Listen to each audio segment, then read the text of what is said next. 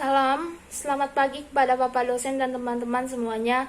Saya Radela Kristianti Butar-Butar akan mempresentasikan laporan bacaan dengan tema tulisan-tulisan Yohanes. Rasul Yohanes merupakan salah satu murid dari Yesus, dan Yohanes juga orang kaya karena ayahnya Zebedeus mengupah orang dalam usaha perikanan dan ibunya bernama Salome, saudari Maria, ibu Yesus.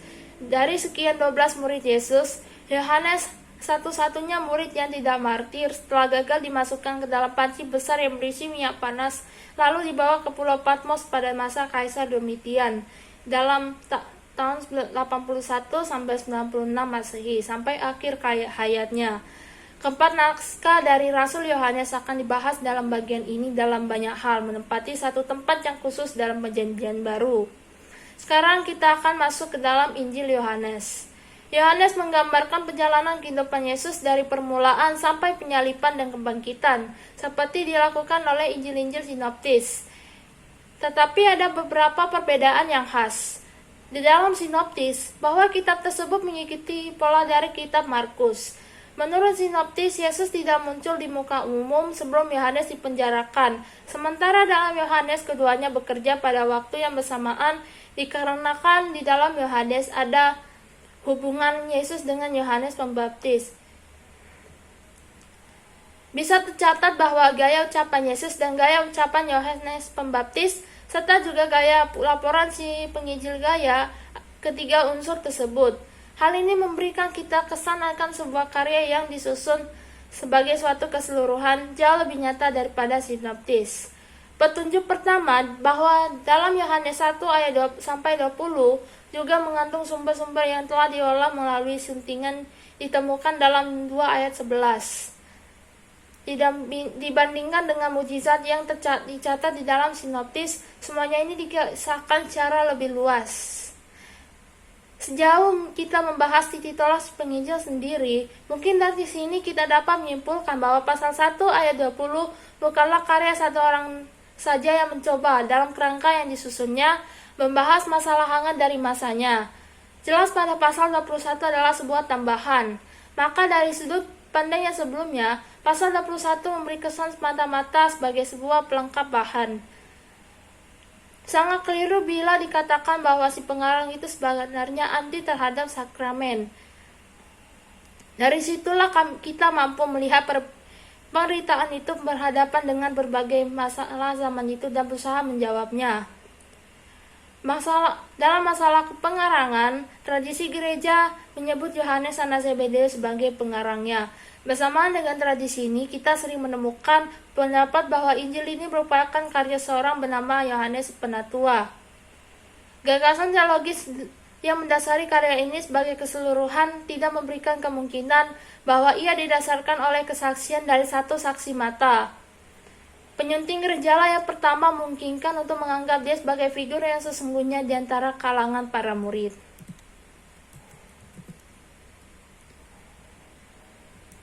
Sekarang kita masuk ke surat Yohanes yang pertama. Pengarang mempunyai bukti nyata mengenai oknum dan keilahian Tuhan Yesus dan penuh usaha yang hendak meyakinkan para pembacanya tentang keagungan Kristus. Dikarenakan dokumen ini tidak memiliki suatu pembukaan dan penutup suara seperti pada kitab Ibrani, dan bentuk sastranya tidaklah mudah untuk ditentukan. Dokumen ini telah disebut homili, tapi tak ada satupun dari semua ini telah benar-benar merupakan gambaran yang tepat. Si pengarang membayangkan para pembacanya terancam oleh suatu ajaran sesat di mana para pengikutnya bukanlah Yahudi maupun non-Yahudi, melainkan mengaku sebagai orang Kristen. Dari serangan yang dilakukan terhadap mereka, kita bisa menyimpulkan bahwa mereka merupakan orang Gnostik yang menyangkal inkarnasi Yesus Kristus yang sebenarnya.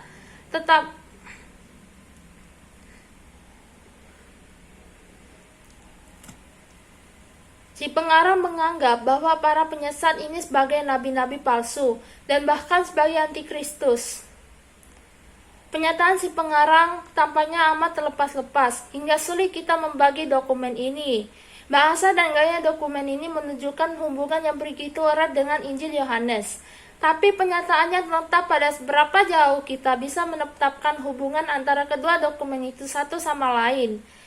Dalam konfrontasinya dalam suatu gnostitisme Kristen, maksud pengarang ialah mempertahankan gereja dalam pengakuan iman yang benar. Sekarang kita masuk ke dalam surat Yohanes yang kedua dan ketiga. Dalam surat-surat kedua dan ketiga Yohanes, penulisnya membahas masalah kesediaan untuk menerima tamu, kemurahan anak-anak Tuhan yang disalahgunakan oleh guru-guru palsu, dan nasihat untuk memperbaiki kehidupan orang Kristen. Surat pertama Yohanes ditujukan kepada orang Kristen di mana-mana. Surat kedua Yohanes ditujukan pada satu jemaat atau beberapa jemaat yang tertentu. Sedangkan surat ketiga Yohanes dialamatkan kepada Gaius yang menjadi kekasih Yohanes. Dalam bentuk sastra ini ada keraguan bahwa kedua naskah ini berupa surat. Sementara dalam 3 Yohanes ditujukan pada seorang bernama Gaius. Setelah mengungkapkan salam penuh doa bagi kesejahteraan Gaius, penyebutan si pengarang atas dirinya sebagai penatua tanpa petunjuk akan namanya begitu aneh. Jika penyebutan tersebut tidak merujuk ke Rasul Yohanes, sudah jelas bukan saja dari pengamatan-pengamatan sebelumnya, tapi juga dari kenyataan bahwa sulit bagi kita memahami bagaimana pun ia tergolong dalam aliran Yohanes. Sekian laporan bacaan saya, terima kasih.